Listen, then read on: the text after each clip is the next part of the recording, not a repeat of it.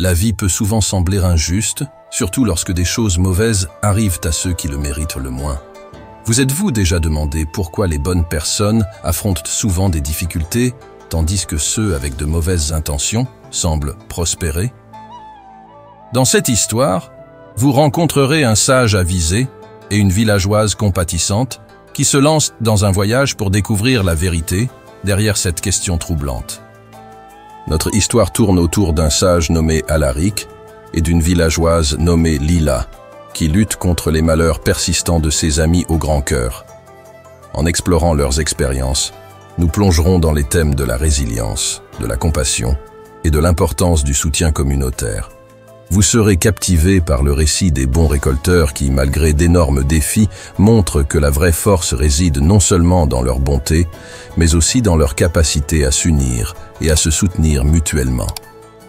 À travers leur parcours, nous découvrirons des leçons précieuses qui nous rappellent le pouvoir de l'espoir et l'importance de rester ensemble face à l'adversité. Ce conte révèle non seulement les complexités de la vie, mais reflète aussi nos propres luttes et triomphes. Restez avec nous jusqu'à la fin, où nous résumerons les enseignements essentiels et vous montrerons comment cette histoire se relie directement à votre propre vie, offrant des perspectives qui peuvent vous aider à surmonter vos propres défis. Dans un village tranquille niché entre des montagnes majestueuses, vivait un sage nommé Alaric. Sa présence apportait réconfort et guidance aux villageois, qui respectaient et cherchèrent sa sagesse. Ce village, connu pour son harmonie et sa bonté, était un sanctuaire où les gens vivaient en unité, toujours prêts à tendre la main à leurs voisins. Les enfants jouaient dans les champs, le rire emplissait l'air, et le parfum des fleurs en fleurs flottait à travers les rues, créant une atmosphère de paix et de camaraderie. Cependant, au milieu de ce cadre idyllique, il y avait une villageoise au cœur brisé, nommée Lila. Avec une âme aussi brillante que le soleil, elle avait toujours été une source de joie et d'encouragement pour ceux qui l'entouraient. Lila consacrait ses journées à aider les autres, qu'il s'agisse de soigner les malades, d'assister les personnes âgées ou de faire du bénévolat dans les jardins communautaires du village. Cependant, récemment, elle se trouvait troublée par les malheurs qui étaient tombés sur ses amis au grand cœur, qui semblaient souffrir maintes et maintes fois malgré leur compassion indéfectible. Alors que Lila observait les luttes de ceux qu'elle aimait, son cœur était rempli de confusion et de désespoir. Pourquoi les personnes les plus gentilles du village enduraient-elles tant de souffrances? C'était une question qui pesait lourdement sur son esprit, la poussant à rechercher des réponses. Ce sentiment d'injustice et de chagrin la conduisent vers Alaric, espérant que le sage avisé pourrait éclairer les circonstances troublantes auxquelles ses amis faisaient face. Lila s'approcha d'Alaric, le cœur lourd, le front froncé par l'inquiétude. Elle le trouva assis à l'ombre d'un ancien chêne, ses branches s'étendant comme des bras accueillants. « Alaric » commença-t-elle, sa voix tremblant légèrement. « Je ne peux pas me défaire de la tristesse qui remplit mon cœur. Tant d'amis, ceux qui donnent tant à notre village, sont maintenant confrontés à une souffrance insupportable. Ce n'est tout simplement pas juste. » Alaric écouta attentivement, ses yeux sages, cherchant à comprendre les siens. Lila continua. « Pourquoi ceux qui répandent bonté et compassion souffrent-ils pendant que les malfaiteurs semblent prospérer? On dirait que l'univers est injuste, punissant précisément ceux qui méritent le plus de bonheur. » Sa frustration déborda alors qu'elle racontait les histoires de ses amis. Le guérisseur bienveillant qui était tombé malade, le boulanger joyeux dont l'entreprise avait échoué, et le gentil fermier dont les récoltes avaient flétri. Chaque récit renforçait son sentiment d'injustice, la poussant à remettre en question l'essence même de la bonté et de l'équité. Avec un calme serein, Alaric répondit doucement.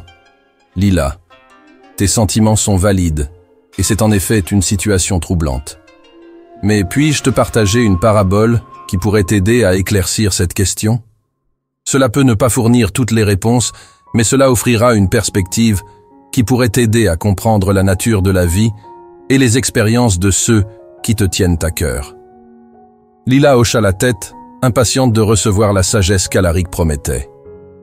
Elle ressentait une lueur d'espoir que peut-être cette histoire apporterait clarté à la confusion qui obscurcissait son cœur, alors qu'elle se préparait à entendre le récit qui changerait sa compréhension des défis inhérents à la vie. Dans une vallée voisine, vivait un groupe de récolteurs au grand cœur qui consacraient leur vie à nourrir le village. Ces hommes et femmes se levaient avec le soleil chaque jour, leurs mains habiles dans l'art de la culture. Ils travaillaient dans les champs, plantant des graines et prenant soin des récoltes avec amour et soin, toujours pour le bien de leur communauté. Leur désintéressement était un brillant exemple de ce que signifie contribuer positivement au monde qui les entoure. Cependant, les récolteurs faisaient face à leur part de défis. Ils luttaient contre un temps imprévisible, avec des tempêtes implacables ravageant leurs efforts et des vagues de chaleur écrasantes asséchant leur travail. Des ravageurs envahissaient parfois leur culture, menaçant les fruits de leur travail juste au moment où ils commençaient à s'épanouir. Pourtant, à travers tout cela, les récolteurs restaient fermes et engagés. Ils travaillaient sans relâche, partageant le peu qu'ils avaient avec leurs voisins chaque fois que les temps étaient durs, croyant qu'ensemble, ils pouvaient surmonter tous les obstacles. Malgré leur dévotion et leur travail acharné, une misère inattendue frappa. Une série d'échecs de récolte les laissèrent à peine avec assez de nourriture pour se sustenter, encore moins pour nourrir le village. Pendant ce temps, les marchands cupides des villes lointaines profitaient de la situation. Ils entassaient des fournitures et augmentèrent les prix, s'attaquant à la désespérance des villageois qui dépendaient de l'abondance des récolteurs. Alors que les marchands prospéraient, les récolteurs ressentaient la morsure de l'injustice plus profondément que jamais, leur cœur lourd du fardeau de leur lutte continue. Le contraste ne pouvait pas être plus frappant. Ici se trouvaient les récolteurs bienveillants, investissant leur âme dans la terre, subissant les conséquences de circonstances échappant à leur contrôle, tandis que ceux qui n'agissaient que pour le profit et l'intérêt personnel prospéraient. C'était une épreuve qui laissait Lila et les villageois questionner l'équité du monde, alors qu'ils regardaient leurs amis, dont le seul désir était d'aider, affrontant de telles conséquences désastreuses. Un après-midi fatidique, des nuages sombres s'accumulèrent de manière inquiétante sur la vallée, annonçant l'arrivée d'une énorme tempête. Alors que les vents commençaient à hurler et que la pluie tombait en torrents, la panique se répandit dans le village. Les champs autrefois vibrants des récolteurs bienveillants se transformaient rapidement en friches boueuses, les précieuses cultures qu'ils avaient cultivées avec tant de soin, emportées par les eaux déchaînées. Mais la tempête ne faisait pas de distinction. Elle causa également des ravages chez les marchands cupides. Leurs magasins opulents, débordant de fournitures qu'ils avaient amassées, souffrirent alors que les eaux montaient. Les étagères s'effondrèrent et des biens précieux furent perdus, laissant les marchands se démener pour sauver leurs affaires. Soudain, les rôles s'inversaient, et ceux qui avaient prospéré sur les malheurs des autres faisaient face à leurs propres pertes dévastatrices. Dans l'immédiat après-tempête, alors que le ciel s'éclaircissait et que les eaux se retirent, les villageois sortirent de chez eux pour évaluer les dégâts. Le marché autrefois animé était en ruine, et les champs des récolteurs étaient laissés à l'abandon. Pourtant, plutôt que de céder au désespoir, les bons récolteurs se rassemblèrent, animés par un sens de communauté et un but commun. Ils comprenaient que leur force résidait dans l'unité. Avec une résolution inébranlable, ils rallièrent leurs concitoyens, organisant des équipes pour nettoyer les débris et commencer à reconstruire. Tout en faisant face à leurs propres pertes, les récolteurs partagèrent la peu de nourriture et de ressources qu'ils avaient avec ceux dans le besoin, s'assurant que chacun serait pris en charge. Leur compassion brillait même dans ce moment d'adversité, alors qu'ils travaillaient côte à côte avec des amis et d'anciens marchands, reconnaissant qu'ils étaient tous dans le même bateau. Alors qu'ils peinaient sous le soleil chaud, le rire et la camaraderie commençaient à remplir à nouveau l'air. Les villageois ressentaient un nouvel espoir. La tempête les avait mis à l'épreuve, mais elle les avait aussi rapprochés, leur rappelant le pouvoir de se rassembler en temps de crise. Par des actes de bonté et de soutien, les récolteurs montrèrent que même dans les moments les plus sombres, la compassion pouvait éclairer le chemin à suivre.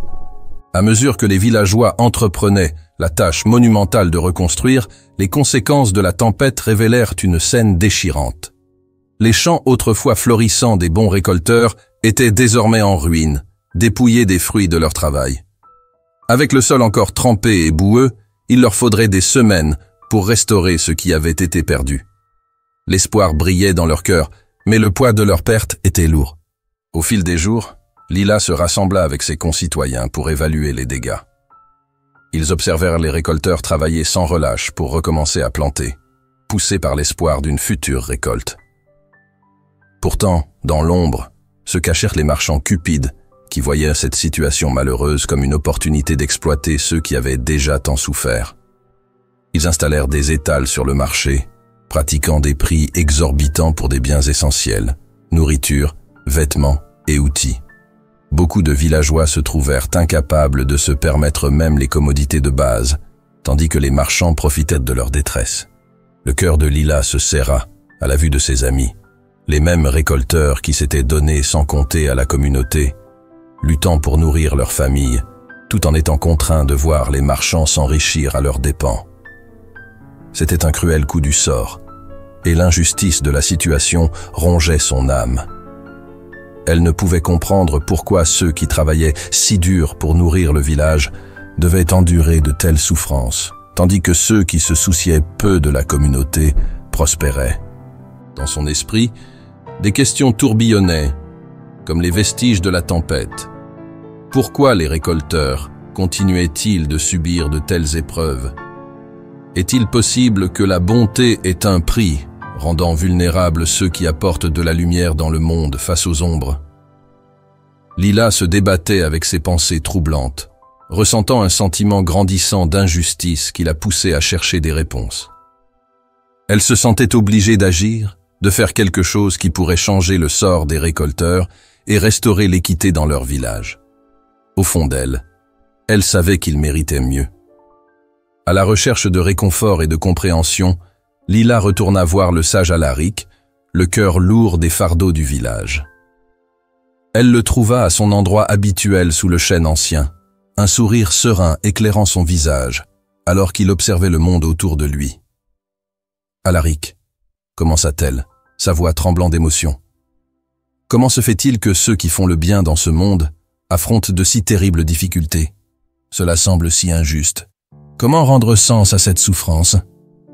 Alaric la regarda avec un regard doux, reconnaissant le tumulte en elle. « Lila, » dit-il doucement, « la vie est pleine de défis et, hélas, les bonnes personnes font souvent face à des épreuves qui semblent injustes. C'est une vérité que nous devons affronter. Même ceux qui sont aimables et compatissants peuvent rencontrer la souffrance, mais cela ne signifie pas que leur bonté est vaine. Chaque défi porte en lui une leçon. » Il marqua une pause pour laisser ses mots faire écho, avant de continuer. « Ce qui est le plus important, c'est notre réponse à l'adversité. Entretenir l'espoir est crucial, car cela éclaire le chemin dans l'obscurité. La résilience est votre meilleur allié. Elle vous permet de vous relever après chaque chute, d'apprendre et de grandir à partir de chaque expérience. Les tempêtes peuvent venir et repartir, mais la force de l'esprit perdure. » Alaric sourit alors, s'inclinant un peu plus près. « Rappelle-toi, Lila, que la gentillesse n'est pas une faiblesse, c'est une force profonde. Il peut sembler que ceux qui choisissent d'être aimables soient à la merci du monde, mais la vraie force réside dans la compassion. Alors que d'autres peuvent exploiter, ceux qui s'aiment et s'épaulent créent un lien indéfectible. Ils tissent un filet de sécurité fait d'amour et d'unité qui peut résister à n'importe quelle tempête. » Encouragée par ces paroles, Lila ressentit une lueur d'espoir s'allumer en elle. Alaric l'incita à voir un tableau plus large, à reconnaître que l'interconnexion de tous les êtres signifiait que lorsque l'un souffre, la communauté ressent cette douleur. « Ensemble, vous pouvez changer le récit, » dit-il. « Soutenez ceux qui vous entourent, élevez votre voix pour les récolteurs et laissez la compassion vous guider. En faisant cela, vous pouvez transformer la souffrance en force partagée et allumer un phare d'espoir pour tous dans votre village. Inspirée par la sagesse d'Alaric, Lila ressentit un nouvel élan de détermination s'éveiller en elle. Elle comprit qu'il était temps d'agir et elle se résolut à rassembler les villageois pour soutenir les bons récolteurs qui avaient tant donné à leur communauté. Avec détermination dans le cœur, elle rassembla les habitants sur la place du village, où ils pourraient partager des idées et établir un plan pour aider leurs voisins dans le besoin. Alors que les villageois se regroupaient, Lila se tenait devant eux, sa voix ferme et claire. « Amis, commença-t-elle avec passion, nos récolteurs ont affronté des défis inimaginables, et maintenant c'est notre tour de leur montrer la force de notre communauté. Nous ne pouvons pas laisser leur travail acharné et leur bonté être pris pour acquis. Au lieu de cela, unissons nos efforts pour les soutenir en cette période difficile. » Ces mots touchèrent une corde sensible. Les villageois hochèrent la tête en signe d'approbation, leur cœur débordant d'un sentiment d'unité. Lila proposa qu'ils collaborent pour fournir aux récolteurs les ressources dont ils avaient besoin pour replanter leur culture et reconstruire leurs moyens de subsistance. Elle les invita à ignorer la cupidité des marchands et à se concentrer sur l'entraide, établissant un marché équitable où chacun pourrait accéder à ce dont il avait besoin à des prix raisonnables. Avec un nouveau sentiment de solidarité, les villageois commencèrent à agir. Ils organisèrent des rassemblements communautaires pour partager de la nourriture, rassembler des fournitures et aider les récolteurs dans leurs champs.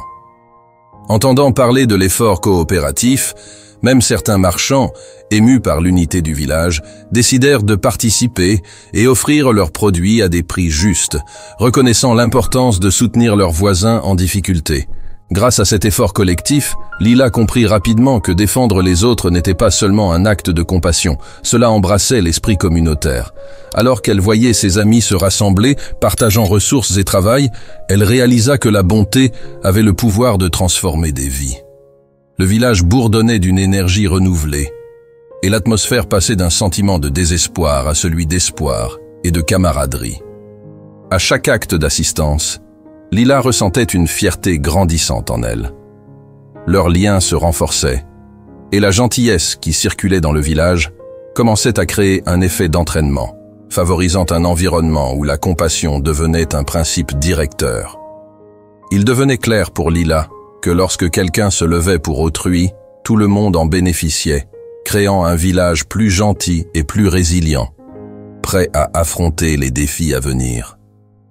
Alors que les jours se transformaient en semaines, le village prospérait à nouveau, non seulement grâce aux efforts diligents des récolteurs au grand cœur, mais aussi grâce à l'esprit d'unité qui avait fleuri parmi ses habitants. Lila réfléchit au remarquable parcours qu'ils avaient parcouru ensemble et aux leçons inestimables qu'ils avaient apprises en cours de route. La première leçon fut la résilience. Le village avait affronté des défis significatifs, mais ils étaient ressortis plus forts parce qu'ils avaient choisi de se tenir ensemble. L'adversité avait mis leur détermination à l'épreuve, mais grâce à leur engagement les uns envers les autres, ils avaient transformé la difficulté en opportunité, apprenant à s'adapter et à grandir à partir de leurs expériences. Vint ensuite la leçon de la compassion. Les villageois découvrirent que leur gentillesse envers autrui était une source de force.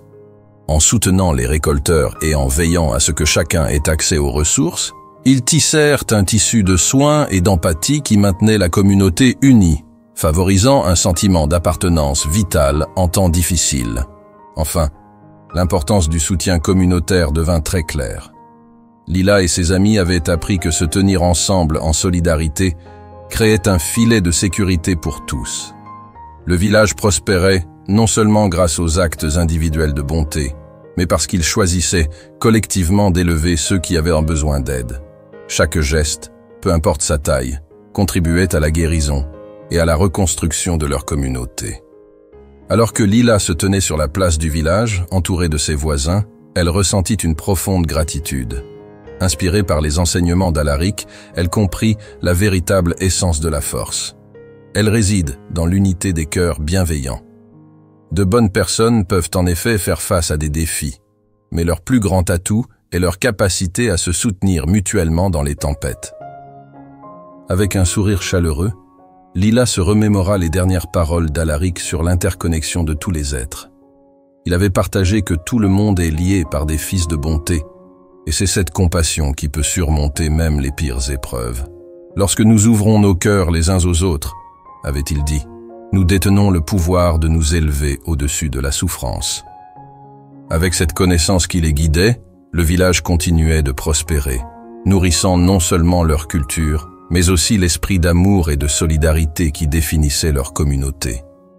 Et ainsi, alors que le soleil se couchait sur les montagnes, projetant une lueur dorée sur le village, Lila ressentait de l'espoir pour l'avenir, prête à affronter les défis à venir, sachant qu'elle ne serait jamais seule.